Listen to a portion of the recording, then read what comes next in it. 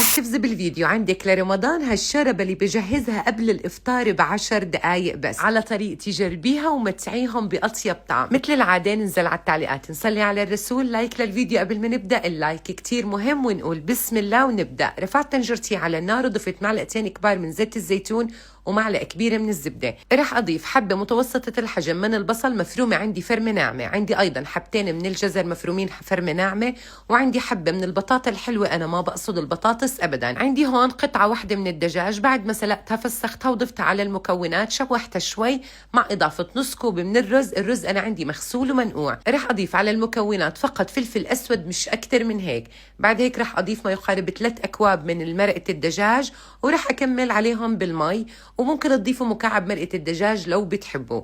ولو كان عندك صدر الدجاج بايت من امبارح ممكن تستخدميه لو كان عندك مشوي. وبعد ما استوت معي الشوربة تلتين السوا، حمصت نص كوب من الشعرية، أخذت معي لون أشقر جميل وضفتها على الشوربة. ولحتى أنقل الطعم لمكان تاني ضفت معلقة كبيرة مش أكتر من هيك من صلصة البندورة أو صلصة الطماطم، بتعطيها نكهة بتاخد العقل. ضبطت الملح ورجعت ضفت كمان شوي من الفلفل الأسود لأنه بيركز لي النكهة، وضفت مكعب مرقة الدجاج. آخر شي بضيف كمشة بقدونس، وهيك بقدر أقول لكم استمتعوا بأطيب طعم. وهلأ مثل العادة لو وصلتوا معي لهون اكتبوا لي تم و10 على 10 يا ملك، وخبروني حجربوها أو لا.